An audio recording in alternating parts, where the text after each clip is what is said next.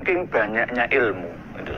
Saking luasnya ilmu, sehingga jangan sampai kita terkungkung bagai katak dalam tempurung.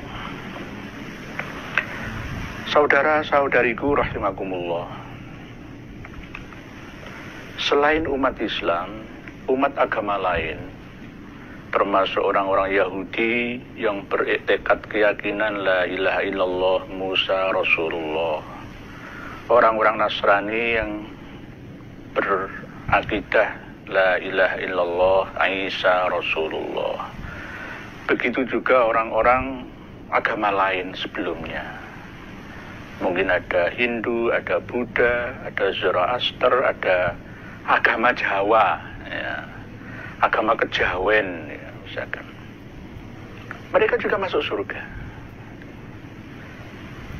Jadi kita tidak perlu egois, karena surga ini luas. Jangan kita kapling milik sendiri. Terlalu sempitlah surga itu nanti kalau hanya untuk milik kita saja. Lah, apakah Ustadz ini ngawur atau bagaimana ya? Yang ngendiko seperti ini bukan saya, Gusti Allah sendiri. Di dalam surat Al-Baqarah ayat 62, ini ayat yang tidak pernah dimansuh oleh ayat manapun di dalam Al-Quran atau dimansuh oleh hadis apapun redaksinya. A'udzubillahi minasyaitonirrajim. Bismillahirrahmanirrahim.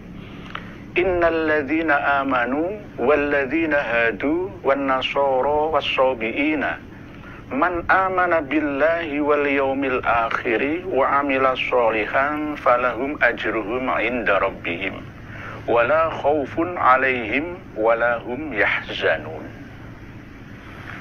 Sesungguhnya orang-orang yang beriman, orang-orang yang yakin, orang-orang yang percaya, dan orang-orang yang memeluk agama Yahudi,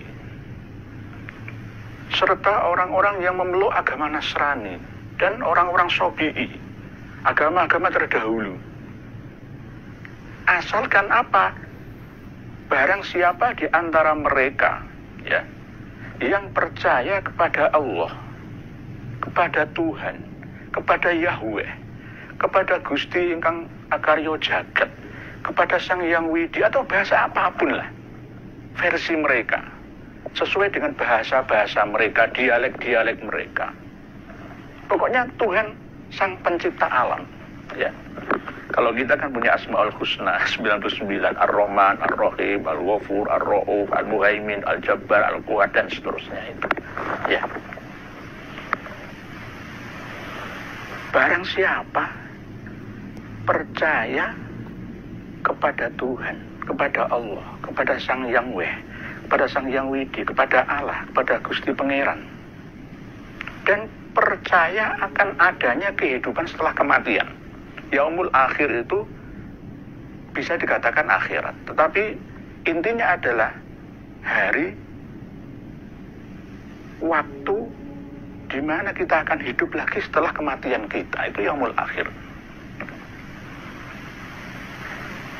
Percaya kepada Allah dan adanya kehidupan setelah kematian, dan dia mau berbuat baik, dia mau beramal soleh. Kalau menurut kita, kalau menurut mereka ya berbuat baik, berbakti kepada kedua orang tua, menghormati tetangga kanan kiri depan belakang, menolong orang-orang miskin, fakir, menyantuni anak-anak yatim, ya kan, menolong sesamanya dengan pekerjaan, ya, bantuan, ya, perhatian, ya.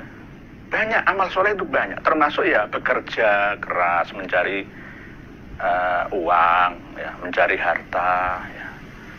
Amal solehnya sebagai pejabat yang melayani rakyat, ya, dan seterusnya. Wa amila sholihan, maka falahum ajruhum inda rabbihim, bagi mereka itu ada pahala dari sisi Tuhan mereka.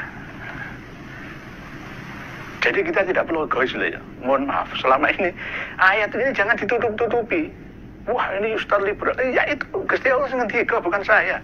Ini kita bukaan supaya apa? Umat ini semakin tercerahkan, gitu loh. Semakin cerdas, gitu. Semakin cerdas. Mungkin ini bisa booming sampai ke seluruh dunia nantinya, ya saya akan siap, asalkan dengan dialog-dialog yang didasarkan dalil. Ya. Saya berbicara fakta, jangan teori saja. Wa amila sholihan falahum ajruhum inda rabbihim.